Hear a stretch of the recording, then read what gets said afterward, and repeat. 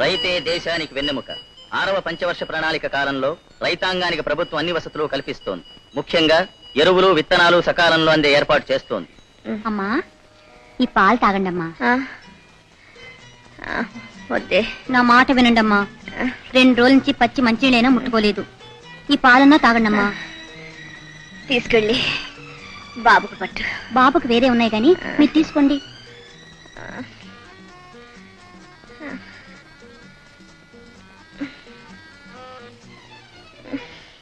గీతం సంగీతం. గౌరీ, నేనంటే నీకెందుకే ఇంత జాలి? బాబుని చూసి 2 రోజులైంది. ఒకసారి తీసుకురా. అమ్మగారిని అడిగి తీసుకొస్తానమ్మా. అమ్మగారిని అడిగి తీసుకురావాలా? అమ్మగారండి, అమ్మగారండి. ఏమిటే? బాబుని పెద్దమ్మగారు ఒకసారి తీసుకురమ్మన్నారండి. అక్కర్లేదు, వాడిని మా గదిలోనే పడుకొని. అదేమిటి సత్య, అమ్మ చూస్తానంటే వద్దంటావే? తీసుకెళ్ళి. మీకు తెలియదు, ఊరుకోండి. ఆవిడ ఇప్పుడు జబ్బు మనిషి. ఆవిడికి బాబునిస్తే ఇంకేమైనా ఉందా? సర్లే, నువ్వు వెళ్ళి 2 టీ పెట్టి పట్టరా. బాబు కొంచెం పాలతో చేయనా అండి?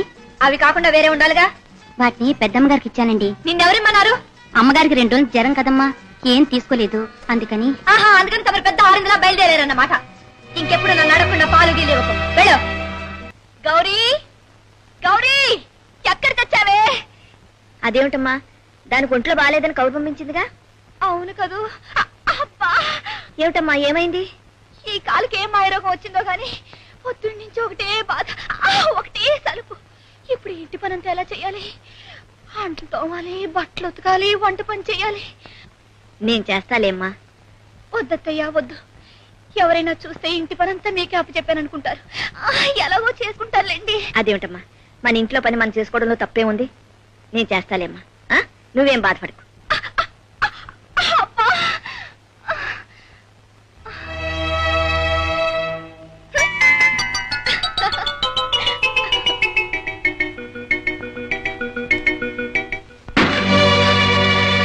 అయ్యయ్యో, ఏమిట్రా ఇది? అయ్యయ్యో, బంగారం లాంటి జాడి బద్దలైపోయిందా? ఇప్పుడే కదమ్మా వాడికి కాలు చేయవస్తుంది. ఆడుతూ ఆడుతూ నేల మీద పడేశాడు. వాడంటే జ్ఞానం తెలియని పచ్చవాడు. అన్ని తెలిసిన మీకు ఇంత అశ్రద్ధ ఉండకూడదు కదా. ఇలా రోజుకో జాడి పగలు కొడుతుంటే ఇల్లు గుల్లైపోతుంది. అసలే మీ అబ్బాయి ఒక్కడి సంపాదన మీద ఇంత మంది నెట్టుకు రావాలి. ఇందులో ఈ జాడీలు పగలు కొట్టడానికి.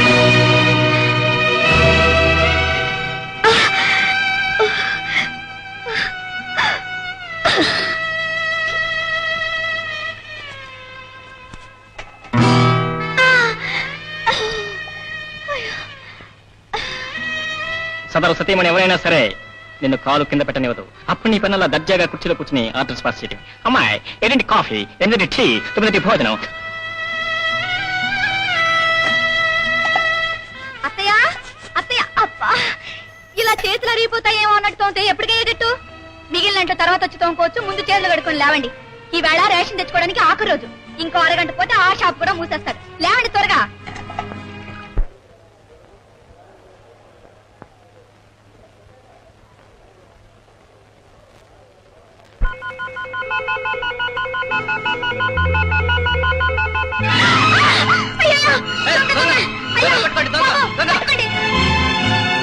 పగలే మీ చేతితో డబ్బు కొట్టేశాడు.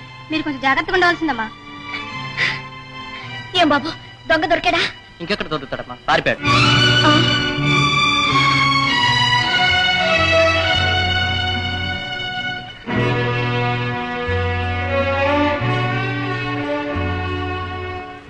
అమ్మా సత్యవతి, ఇదిగో రేషన్. ఇదిగోనమ్మా డబ్బు. అందులో 5 రూపాయలు తక్కువ ఉన్నాయి. ఏ? రేషన్ తీసుకొస్తుంటే దారిలో ఎవడో దొంగ విధవ చేతిలోంచి డబ్బు లాక్కుపోయాడు. చేతిలోంచి లాక్కుపోయాడా? అత్తయ్య గారు, అబద్ధం చెప్పినా అతికినట్టుండాలి. మీకెప్పుడైనా డబ్బు అవసరమైతే నన్నడే తీసుకోండి, అంతేగాని. ఏమిటి సత్య, ఏమైంది? ఏమిటంటే ఏం చెప్పమంటారండి? ఇంత వయసు వచ్చిన పెద్దవాళ్లే డబ్బు కకూర్తితో అబద్ధాలు చెప్తుంటే ఏం చెప్పమంటారు? లేదమ్మా, నిజం, నిజమే చెప్తున్నానమ్మా. అబద్ధం ఆడలేదు. అత్తగారు, కంట తడిపెట్టినంత మాత్రాన అబద్ధం నిజంగా మారదు. ఏమిటమ్మా, నీ కోడల్ని డబ్బు అడగడానికి మొహమాటం అయితే నన్ను అడగచ్చుగా.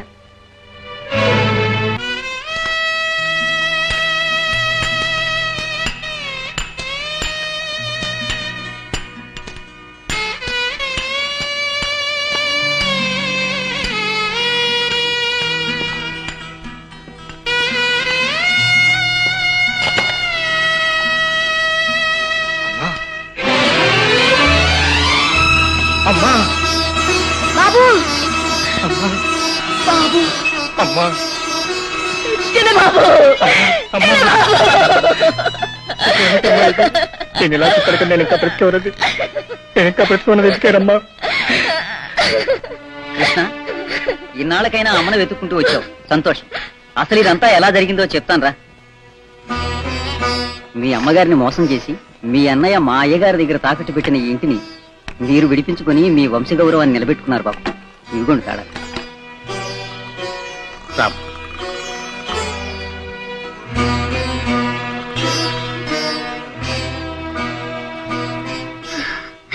బాబు, ఈవేళ నువ్వు చేసిన పనికి మీ నాన్నగారు ఉంటే ఎంత ఆనందించేవారు. ఉషా, ఇది పట్టుకుని నేను ఇప్పుడే వస్తాను. ఎక్కడికి? ఒక మాతృద్రోహికి తగిన ప్రాయశ్చిత్తం జరగాల్సింది. నువ్వు లోపలికి వెళ్ళు, నేను పూర్తి చేసుకుని వస్తాను.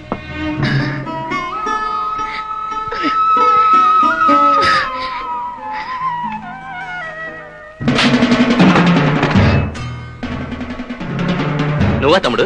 రా రా. రండి మరిది గారు, రండి.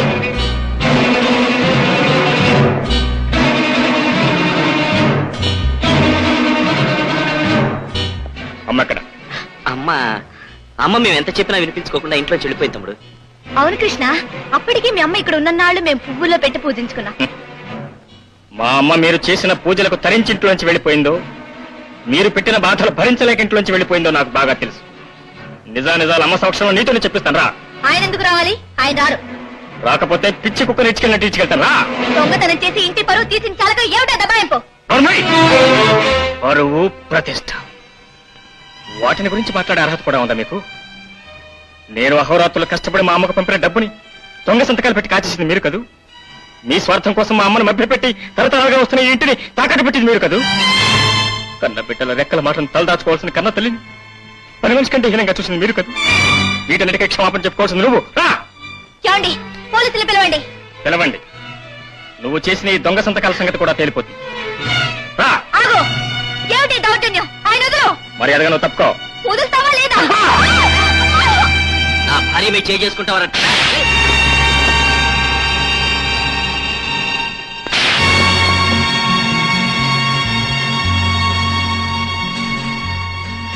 కళ్ళు పొరలు గమ్మేరాయి.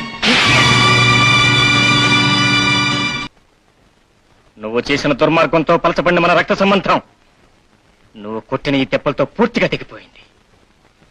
ఇక నిన్ను ఆ దేవుడు కూడా రక్షించలేడు. ఆ దేవుడు కూడా రక్షించలేడు.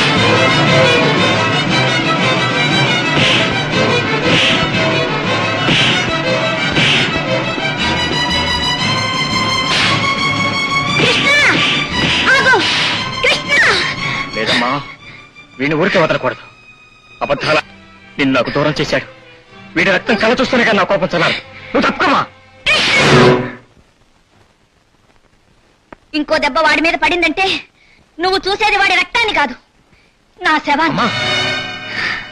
నిన్ను అష్ట కష్టాలు పెట్టి అహోరాత్రులు ఏడిపించి చివరికి నిన్ను రాళ్ళు మూసుకునే దీనస్థితికి తెగరాచిన వీడిని క్షమిస్తున్నావా? అవునరా, తల్లి హృదయానికి క్షమించడమే కాని చెప్పించడం చేత కాదురా. చూసావన్నయ్య, ఎటువంటి తల్లికి మీరు అన్యాయం చేసి పాపం మూట కట్టుకున్నారు ఎప్పటికైనా అర్థమైందా? చంద్రం, నిజం చెప్పాలంటే కృష్ణ నిర్దోషి. చెప్పని బాబు, నిజం చెప్పని. అప్పుడు కానీ నా మనసుకు తృప్తి ఉండదు, మీ నాన్నగారు ఆత్మకి శాంతి ఉండదు. మీరందరూ అనుకున్నట్టు వీడు దొంగ కాదు. గత్యంతరం లేని పరిస్థితుల్లో నీ ఉద్యోగం కోసం మీ నాన్నగారు చేసిన దొంగతనాన్ని వీడి నెత్తి మీద వేసుకుని జైలుకు వెళ్ళాడు. ఆ నిజాన్ని మీ నాన్నగారు చనిపోతూ నేల మీద రాశారు. ఈ విషయం మీకు తెలిస్తే ఆయన అసహించుకుని ఆయన ఆత్మకు శాంతి లేకుండా చేస్తారేమోనన్న భయంతో ఇన్నాళ్ళు నా గుండెల్లోనే దాచుకున్నాను. అలాగే వీడు కూడా చేయని నేరానికి శిక్ష అనుభవించాడు. అన్యాయంగా అవమానాల పాలయ్యాడు. కృష్ణ, నిన్న అపార్థం చేసుకున్నందుకు, అమ్మ పట్ల అమానుషంగా ప్రవర్తించినందుకు సిగ్గుపడుతున్నాను. నన్ను క్షమించు తమ్ముడు. క్షమించాల్సింది నేను కాదు, అమ్మ. అడుగు. అమ్మా, చంద్రు లేనాయనా, మీ అన్నదమ్ములిద్దరు ఒకరినొకరు అర్థం చేసుకున్నందుకు చాలా ఆనందంగా ఉంది బాబు. అమ్మా, దీనికంతటికీ కారణం అది. దాన్ని నాడు నన్ను బొమ్మని చేసి ఆడించావు. ఆగరా, ఆగు. ఏమిట్రా ఇది? తప్పంతా దాందే అయినట్టు. అవునన్నయ్య, వదిన సంగతి నువ్వు ముందే తెలుసుకుండాల్సింది. లేమ్మా, లే. తప్పులు చేయడం మానవ సహజం. పశ్చాత్తాపానికి మించిన పరిహారం లేదు. ఊరుకోమ్మా.